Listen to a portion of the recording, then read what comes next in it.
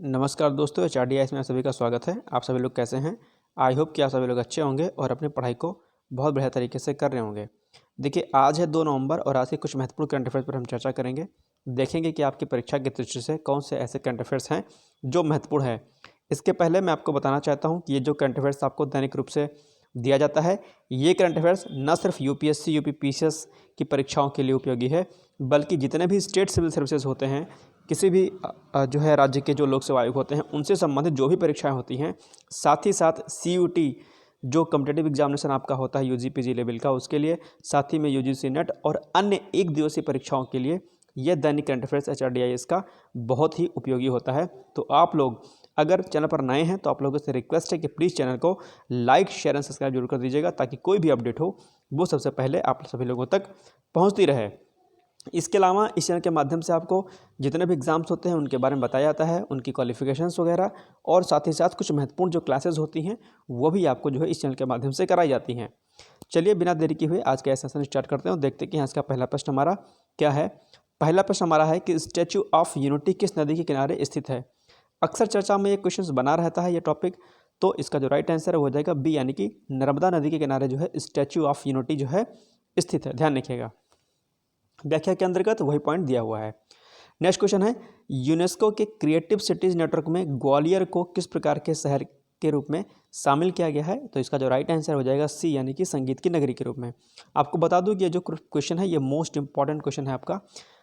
समझ लीजिए कि प्रश्न जो है इस पर बनने की संभावना पूरी तरीके से है, ध्यान रखिएगा। तो दरअसल अभी हाल ही में यूनेस्को के क्रिएटिव सिटीज नेटवर्क में ग्वालियर को और कोझिकोड को 2 शहरों को शामिल किया गया है। ठीक, आपको बता दूं मैं कि ग्वालियर को संगीत की नगरी के रूप में शामिल किया गया है, जबकि कोझिकोड को साहित्य की नगरी के रूप में शामिल किया गया है। आइए इसकी व्याख्या देखते हैं। हाल ही में यूनेस्को के क्रिएटिव सिटीज नेटवर्क में ग्वालियर को संगीत के शहर के रूप में शामिल किया गया है, जबकि वहीं दूसरी ओर कोझिकोड को साहित्य की नगरी के रूप में शामिल किया गया है। ध्यान रखिएगा। तो ये दोनों ही जो प्रश्न क्या है मोस्ट इंपॉर्टेंट है, ध्यान रखिएगा इसको। चलिए अब थोड़ा सा हम लोग जो है देख लेते हैं, जो इम्पोर्टेंट पॉइंट है वो है हमारा यूनेस्को के बारे में। यूनेस्को भी इम्पॉर्टेंट है आपका, ठीक है, और यूनेस्को के बारे में जो है अक्सर परीक्षा में प्रश्न आपसे पूछ लेता है, ध्यान रखिएगा। चलिए देखते हैं कि संयुक्त राष्ट्र शैक्षिक, वैज्ञानिक एवं सांस्कृतिक संगठन यानी कि यूनेस्को संयुक्त राष्ट्र की एक विशेष एजेंसी है, ध्यान रखिएगा। तो ये जो आपका संयुक्त राष्ट्र है ये भी जो है अपने आप में इम्पॉर्टेंट है, ध्यान रखिएगा। इसके अलावा यूनेस्को के जो वर्तमान अध्यक्ष हैं, कौन है वो? वर्तमान अध्यक्ष इसके हैं Andre Azoulay. Most important point है, इसे बिल्कुल भी स्किप आप लोग मत करिएगा, बहुत ही ज़्यादा जो है इम्पॉर्टेंट है ये चीज़, ठीक। अक्सर आपसे परीक्षा में प्रश्न पूछ लेता है।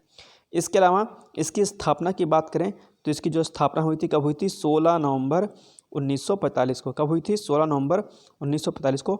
ये भी जो है अपने आप में जो है मोस्ट इंपॉर्टेंट है, इससे भी जो है आपसे प्रश्न पूछ लेता है परीक्षा में, ध्यान रखिएगा। तीसरा पॉइंट इसका है इंपॉर्टेंट कि भारत इसका सदस्य कब बना। तो भारत इसका सदस्य बना 1946 में। कब बना? 1946 में, ध्यान रखिएगा, इंपॉर्टेंट है। और आपको बता दूं कि अगर आप मुख्य परीक्षा की तैयारी कर रहे होंगे तो यूनेस्को और संयुक्त राष्ट्र ये दोनों ही पॉइंट जो है अपने आप में इम्पॉर्टेंट हैं। तो आपके लिए टास्क है आज का कि आपको यूनेस्को के बारे में पढ़ना है और साथ ही साथ किसके बारे में पढ़ना है? साथ ही साथ आपको पढ़ना है यूनेस्को के बारे में। किसके बारे में? यूनेस्को के बारे में डिटेल्स में, और पॉइंट्स की क्या क्या इसके महत्ता है, किस प्रकार से कार्य करता है। दोनों पे ही शॉर्ट नोट्स अक्सर जो आपकी परीक्षा में पूछ लेता है, ध्यान रखिएगा। चलिए नेक्स्ट क्वेश्चन है, कर्नाटक राज्य का स्थापना दिवस कब मनाया जाता है? इसका जो राइट आंसर हो जाएगा 1 नवंबर को कर्नाटक राज्य का स्थापना दिवस मनाया जाता है, ठीक, ध्यान रखिएगा। और इसी के साथ में कर्नाटक राज्य को क्या कहता है? भारत के सिलिकॉन वैली के नाम से भी जाना जाता है, और ये प्रश्न जो है अक्सर आपसे परीक्षा में पूछ लेता है, ध्यान रखिएगा। दूसरा जो इसमें महत्वपूर्ण पॉइंट है हरियाणा राज्य को लेकर के, कि हरियाणा राज्य का गठन कब हुआ था? 1 नवंबर 1966, यानी कि 1 नवंबर 1966 को हरियाणा राज्य की स्थापना की गई थी। और इसमें जो एक क्वेश्चन बनता है बहुत इंपॉर्टेंट, मोस्ट इंपॉर्टेंट है, वो प्रश्न है आपका कि हरियाणा का जो महिला पुरुष लिंगानुपात है वो कितना है? तो वह है 879। ये बहुत ही आपका जो है क्या है इम्पॉर्टेंट है, आप लोग इसको बिल्कुल भी स्किप नहीं करिएगा। अक्सर जो है आपसे परीक्षा में प्रश्न इससे जो है क्या करता है पूछ लेता है, तो ठीक ये पॉइंट आपको ध्यान रखना है। चलिए नेक्स्ट क्वेश्चन है, हाल ही में गुजरात की पहली हेरिटेज ट्रेन का उद्घाटन किया गया है, यह निम्नलिखित में से किन दो स्टेशनों के मध्य में चलेगी? इसका जो राइट आंसर हो जाएगा बी, यानी कि एकता नगर रेलवे स्टेशन से अहमदाबाद रेलवे स्टेशन के मध्य में। ध्यान रखिएगा। चलिए, व्याख्या के अंतर्गत है कि हाल ही में प्रधानमंत्री नरेंद्र मोदी द्वारा गुजरात की पहली हेरिटेज ट्रेन का उद्घाटन किया गया है।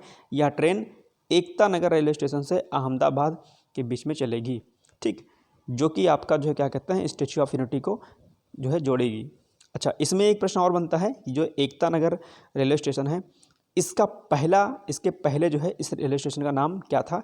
आप लोग जाइएगा और सर्च करिएगा, आपको मालूम चलेगा, ठीक। चलिए, अब आज का प्रश्न आप लोगों के लिए है कि इस स्टैच्यू ऑफ यूनिटी का, यानी सॉरी इसको हटा दीजिए, यानी कि स्टैच्यू ऑफ यूनिटी का उद्घाटन कब किया गया था? ये आपको आंसर देना है कमेंट बॉक्स में जाकर के। आपके ऑप्शंस हैं वो हैं 2 अक्टूबर 2018 या 31 अक्टूबर 2018 या 2 अक्टूबर 2015 या 31 अक्टूबर 2015। आपको बताना है कि स्टैच्यू ऑफ यूनिटी का उद्घाटन कब किया गया था। इंपॉर्टेंट क्वेश्चन है, बिल्कुल भी इसके मत करिएगा। मैं बार बार कहता हूँ कि चीज़ों को सर्च करने की हैबिट डालिए, आलसी बनकर मत बैठिए। आलसी बनकर बैठेंगे तो कोई एग्ज़ाम क्रैक नहीं हो पाएगा। चुपचाप से ऐसे ही समय निकलता चला जाएगा और आपको पता भी नहीं चलेगा। इसलिए ध्यान रखिएगा कि जब तक आप लोग मेहनत नहीं करेंगे, जब तक अपने आप को तपाएंगे नहीं, खफाएंगे नहीं, तब तक आपका सिलेक्शन होने वाला नहीं है। सीधी सी बात है। मैं मेहनत कर रहा हूँ, मेरे साथ आप लोग मेहनत करते रहिए। इसके साथ साथ में कल हमने आप लोग को एक टास्क दिया था जीएस का, जिसमें हमने पॉलिटी के बारे में आपको बताया था कि पॉलिटी आपको कितने दिन में ख़त्म करनी है।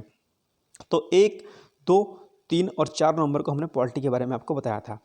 तो आपको वो टास्क भी पूरा करना है ताकि आपका जो एग्ज़ाम अभी आने वाला है, चाहे बीपीएससी का हो, चाहे यूपीपीसीएस का हो, चाहे आरओ का हो, चाहे यूपीएससी का हो, उन सभी के अकॉर्डिंग जो है आपका एग्ज़ाम जो है क्रैक हो जाए। इसलिए टास्क को ज़रूर पूरा करते चलिएगा। चलिए फिर मिलते हैं कल एक नए सेशन के साथ। तब तक के लिए जय हिंद, जय भारत।